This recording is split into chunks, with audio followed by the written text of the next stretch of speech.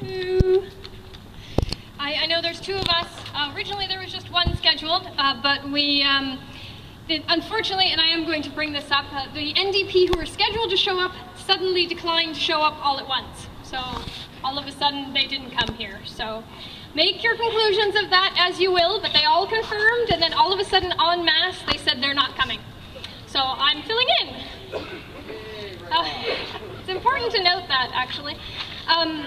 Bill C-38 has been discussed before, and there's just so many things. I mean, we've had so many people talk about this, and I'm so glad that they're talking about it. I can't get into it enough, though. There's too many things into it. I've got a few things. One of the best discussions of the bill is on the Green Party website. And one of the reasons is because it was Elizabeth May that spearheaded. You can't really talk about the fight against the bill without talking about Elizabeth, because she was the person who was able to actually spearhead the entire fight against it. The Liberals joined in, and then the NDP joined in when she chose to fight it. She was up for about 22 hours straight in the House of Commons trying to put through at least one of the over 300 different amendments to try and make the bill slightly less nasty, and none of them made it through. There was a complete hold on all of the Conservatives. All they needed was 13 Conservatives to vote against one of the amendments, and none of it happened. So there is something to be said for the fight in Parliament, and we are the people that can spearhead that. I'm very, very proud of the work that we did on that one, but I wanted to go over some of it because I don't think people realize why we called it the Environmental Devastation Act. It's about 30% of the bill had absolutely nothing to do with budget at all. Most of it had to do with repealing things, with moving things around. Of the laws that were changed in the bill, the Species at Risk Act, the Environmental Protections Act, the Nuclear Safety and Control Act, the Canadian Environmental Assessment Act were all changed in it. The agencies that were actually eliminated by the Act were things like the Inspector General for Canadian Security and Intelligence Service, National Roundtable on the Environment and the Economy, First Nations Statistical Institute, the Wage Earner Protection Act, Parks Canada Act, the Seeds Act, the Food and Drug Act. There's so many things in it that were covered by this act. I can't even go into it all. There is hope for it, though. Elizabeth in particular is calling for people who have Conservatives representing them in their ridings to step forward and say, you have to make changes to this. You have to do something about it. You have to stand forward for your constituents. Now, I know that might not seem like a lot, but all we needed was a few Conservatives, and Conservatives are already dropping in the ranks of the Harper government. Most of the Conservatives in the Harper government were there for reform, or they were there as red Tories.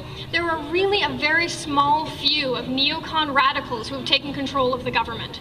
And it's those ones that are spearheading the agenda. The rest of them are going along with it because they fear for their jobs, so you can already hear the knives being sharpened in the background.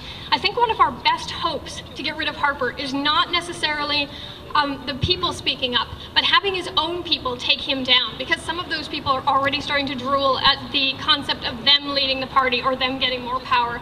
And I think by focusing on them, we can do a lot more damage to Harper's consolidation of power than in other ways.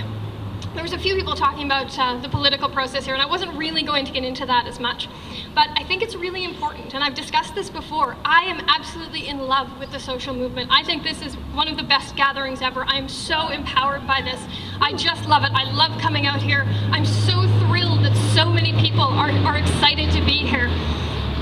And yet when I discuss politics, and even though this is a political movement and a social movement, people start really shying away from the concept of voting and getting out and actively doing political things. They often say, well, you're the Greens, so you're going to say that. The Greens are an international movement. We are a social, political, environmental movement across the entire world. We have Greens taking over governments all over the planet. We're talking about peace here. I've met with Greens from Belgium, from France, from New Zealand, from Australia, and they're in the government, and they are directing policies. Elizabeth herself did an amazing job with this bill, but if there had been just a couple of more of us, we would have made such a huge difference. I don't just want people to get involved in campaigns. We have at least 2 occupiers who stood as campaign managers and candidates in the last election. it's really, really important that we start making a difference on the political front. One of the reasons that I like doing this work is because not only I get to stand in front of the microphone, but they can't ignore me when I'm out in a campaign. The papers can't ignore me. The other candidates can't ignore me. We bring things to the agenda that they don't want us to bring to the agenda. We're all just citizens.